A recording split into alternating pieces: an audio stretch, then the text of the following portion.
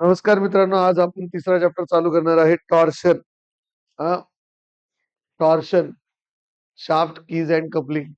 तर याच्यात टॉर्शनची कन्सेप्ट ही तुम्हाला दुसऱ्या चॅप्टरसाठी पण लिव्हरसाठी कामाला येणार आहे.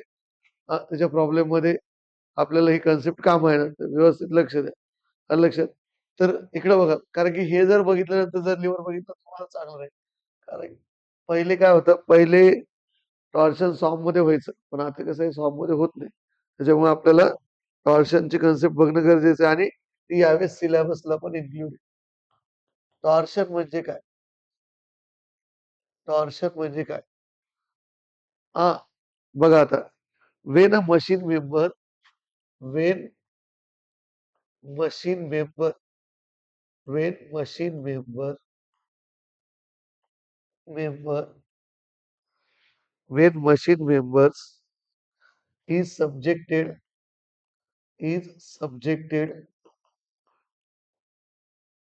subjected to the action to the action to the action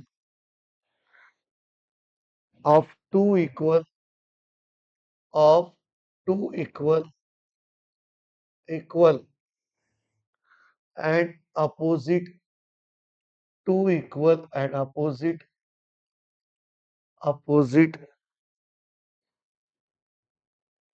couples two equal and opposite couples acting acting parallel parallel acting parallel acting parallel. खूप छान चॅप्टर आहे acting planes planes. Then machine member machine member machine member is said to be subjected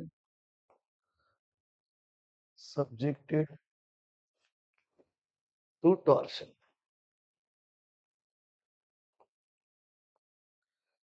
When a machine member is subjected to the action of two equal and opposite couples acting parallel planes, then machine member is said to be subjected to torsion. सगळ्यात best example धुणं पिळणे. तेव्हा two equal and opposite couples two equal and opposite couples. आलं लक्षात? इकडून एक जोर लावतो, इकडून जोर लावतो. मग ते दोन पिळ्या ते कसं पूर्ण पिळ्या जातं ना ते. आलं ते म्हणजे ट्विस्ट होतं. त्याला काय म्हणते? ट्विस्ट. तर ती जी ऍक्शन असते त्यालाच काय म्हणतो आपण? टॉर्शन. हे पहा, जसं बीम ही बेंडिंग मध्ये तुटते. हा, जसं कॉलम बकलिंग मध्ये तुटतो, तसं शाफ्ट जो आहे बेंडिंग ऍज वेल एज ट्विस्टिंग मध्ये तुटत असतो. शाफ्ट काय तुटत असतो? बेंडिंग ऍज वेल एज ट्विस्टिंग. तर त्याच्या आधी आपल्याला टॉर्शन म्हणजे काय, म्हणजे ट्विस्टिंग मोमेंट म्हणजे काय, टॉर्शन म्हणजे काय हे माहित पाहिजे. तर टॉर्शन काय आहे? When a machine member is subjected when a machine member is subjected to action of two equal and opposite couples acting parallel planes, then member is said to be subjected to torsion. Or or the product of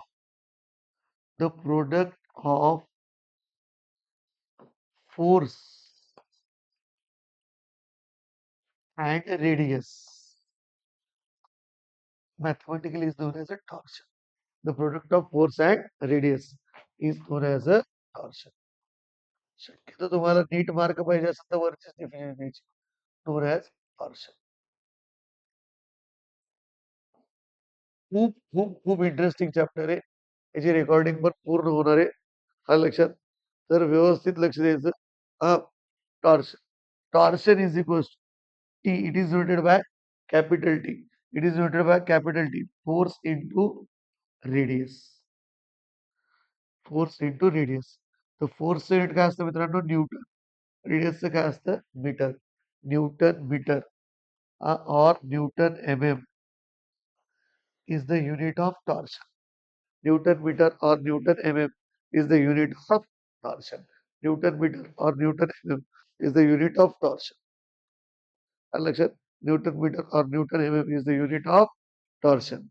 Uh, the product of force and radius is known as a torsion. Alright, the force into radius, Newton per meter or Newton mm, is the unit of torsion. लक्ष द्या. टॉर्शनची sketch लक्षात म्हणजे बघ equal आणि opposite couple form झाल्या वेळेस twisting होती. लक्षात त्यालाच म्हणतो आपण टॉर्शन. आता नेक्स्ट बघू मित्रांनो टॉर्शनलचा formula. Torsion equation. Torsional formula हा खूप महत्वाचा आहे. इक्वेशन खूप खूप खूप खूप खूप खूप खूप महत्वाचं आहे.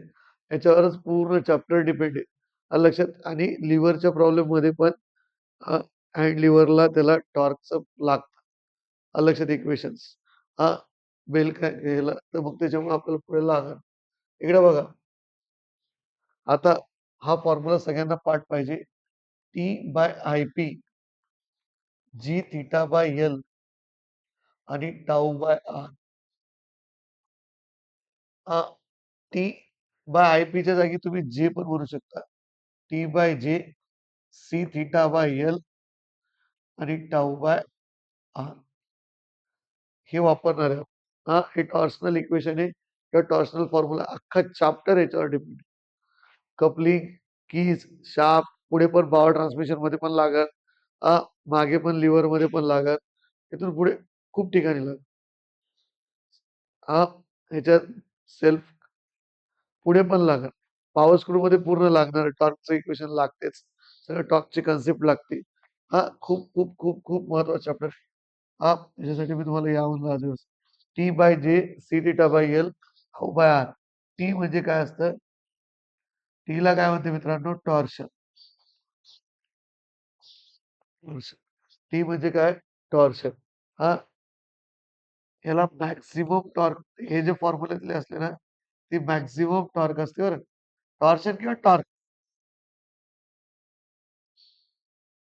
याचं युनिट असतं न्यूटन एम एम. हा जो फॉर्म्युला आहे या फॉर्म्युल्यामधलं टॉर्कचं युनिट काय असतं? Newton M M. लक्षात. नंतर जे म्हणजेच आय पी म्हणजेच polar moment of inertia. I P polar moment of inertia. Polar moment of inertia I P.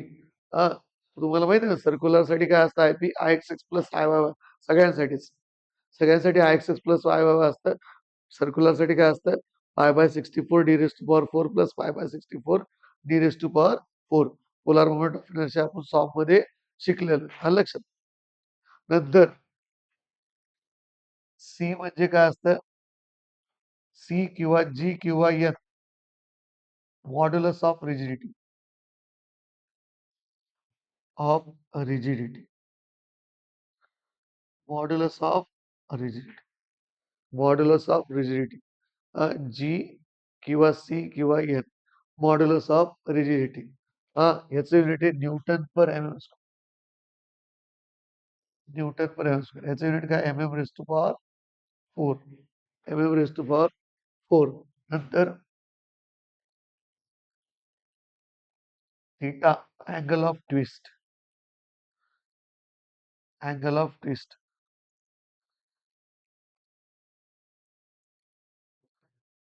Angle of twist. Angle of twist. Angle of twist. याचं unit असतं radian. काय unit आहे? Radian. नंतर L length of shaft.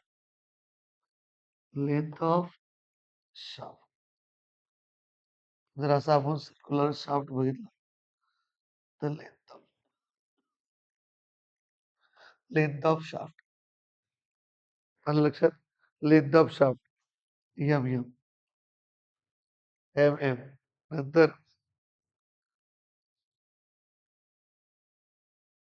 नंतर tau is equal to shear stress. Shear stress newton per M square. नंतर R radius of shaft. Radius of shaft in M. समजलं. T म्हणजे torsion. I P म्हणजे polar moment of inertia. नंतर C म्हणजे modulus of rigidity newton per M square. Theta म्हणजे angle of twist. L म्हणजे length of shaft. Tau म्हणजे shear stress. R म्हणजे radius of shaft. समजलं सगळ्यांना. हा फॉर्म्युला लिहून घ्या फर्स्ट. बघा मित्रांनो, ऍझ्युम्शन्स याच्यातलं पुढचा टॉपिक आहे ऍझ्युम्शन्स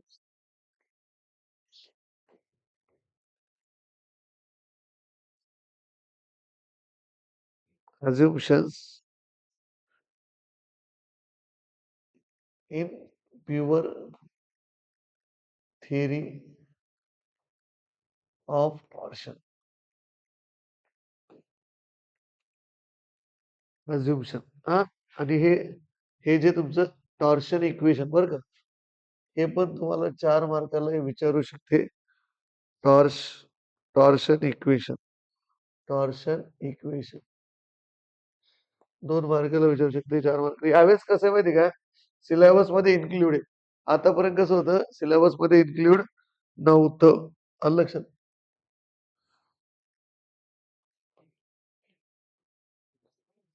आतापर्यंत डिझाईनच्या सिलेबस मध्ये इन्क्लूड नव्हतं. सॉफ्ट मध्ये वेगळं होतं म्हणून. तर ऍझ्युम्शन मध्ये पहिलं ऍझ्युम्शन बघा मित्रांनो. The material of shaft is uniform throughout. The material the material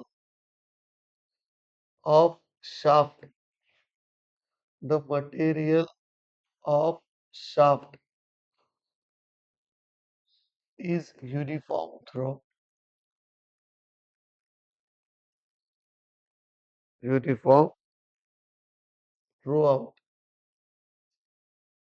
बघा, शाफ्टचं जे मटेरियल आहे ते पूर्ण युनिफॉर्म पाहिजे. म्हणजे एकसारखं पाहिजे. काय पाहिजे? एकसारखं. म्हणजे इथून शाफ्ट चालू आहे तर इथपर्यंत सगळं एकच मटेरियल पाहिजे. समजलं का? म्हणजे हे ऍझ्युम्शन करावं लागतं आपल्याला. जर टॉर्शनल फॉर्म्युला ते वापरायचं म्हणलं ना, तर हे ऍझ्युम्शन करावं लागते की शाफ्ट इज युनिफॉर्म थ्रूआउट. नंतर दुसरं बघा, ही 4 मार्काला येऊ शकते बरं, किंवा 2 मार्काला. The twist along the along the length twist along the length of the shaft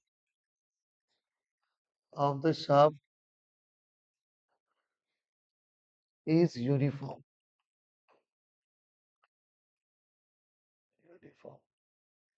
The twist along the length of shaft is uniform. हा ट्विस्ट जे आहे ना, ट्विस्ट म्हणजे पेढे, मला तुम्ही सांगितलं सोप्या भाषेत. ट्विस्टिंग होणे ते काय असते? युनिफॉर्म होते. दोन्ही पूर्ण शाफ्ट मध्ये जी ट्विस्ट असते ती काय होती? युनिफॉर्म होते. आलं लक्षात. नंतर तिसरं, कमीत कमी 4 ऍझ्युम्शन 4 मार्काला लिहिता आले पाहिजे. हा.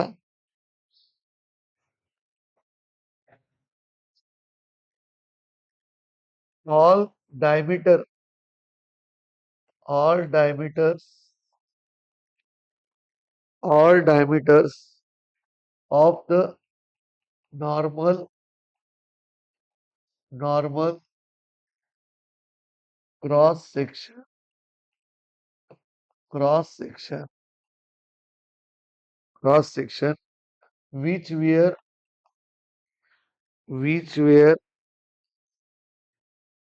straight straight before before twist twist remain straight straight with with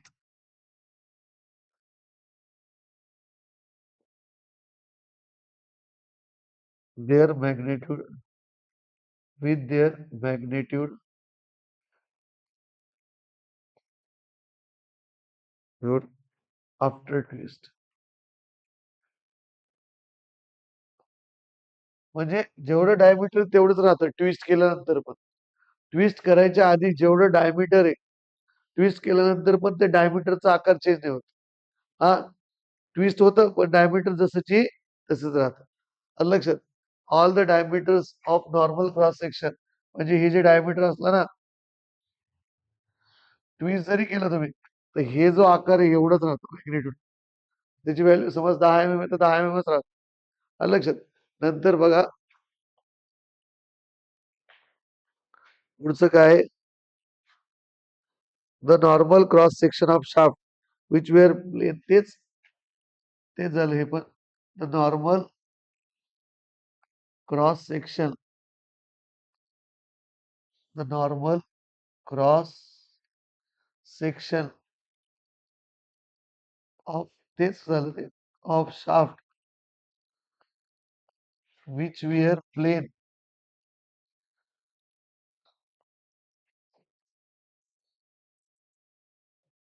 which were plain before bending, before twisting, is remain plain after twisting. म्हणजे क्रॉस सेक्शन म्हणजे डायमीटर सारखंच आफ्टर ट्विस्ट एकच आहे दोन्ही पण ते. नंतर पाचवं पाचवं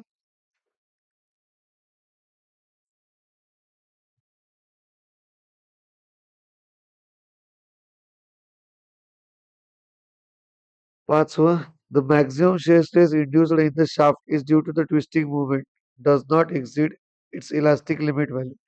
The maximum the maximum shear stress induced in shaft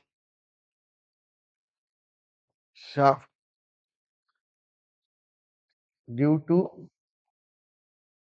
twisting twisting movement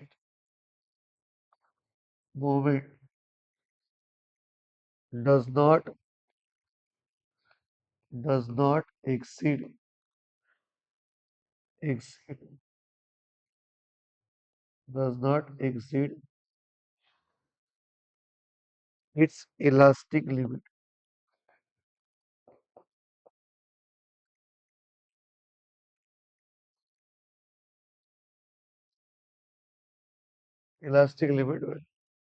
हे पहा the maximum shear stress induced in the shaft due to twisting movement does not exceed its elastic limit value.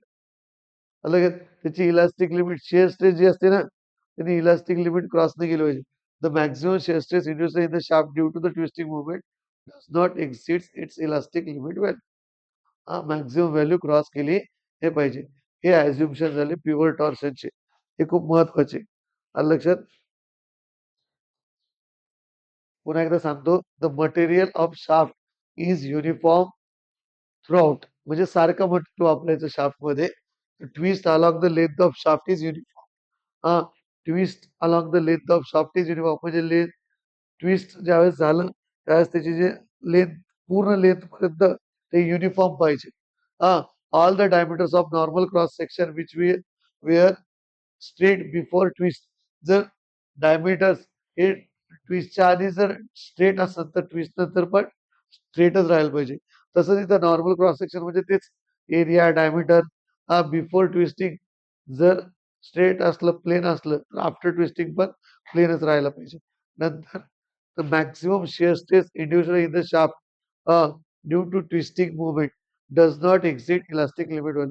Twisting मुवमेंटमुळे जी पण shear stress तयार होईल म्हणजे जो पण ताण येईल शिअरमुळे घासण्यामुळे तर तो त्यांनी इलास्टिक लिमिट क्रॉस नाही केली पाहिजे. इलास्टिक लिमिट क्रॉस नाही केली पाहिजे. हे तुमचे अँगल ऑफ ट्विस्ट म्हणजे काय? Angle of twist is the angular deformation measured in Radiance that's a structural member such as shaft beam.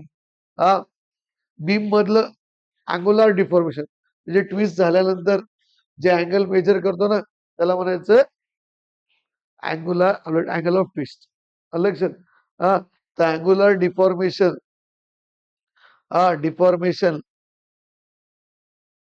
the angular deformation measured in radians, that's a structural member, uh, like such as a shaft beam undergoes where subjected to torque. Twisting मोमेंटला subjected असल्यावर जो angle made होतो त्याला काय म्हणायचं? Angle of twist. Theta diagram काढायची. लक्षात. It is denoted by theta. कशात दाखवते हे? It is denoted by theta. Theta. SI unit is unit radian. आपण थिटानेच दाखवणार. थीटा और फाय पण आपण थिटानेच दाखवू. Angle of twist. Angle of twist. समजलं? एवढं बस झालं आज. लक्षात. उद्या जे राहील ते खूप महत्वाचं राहील.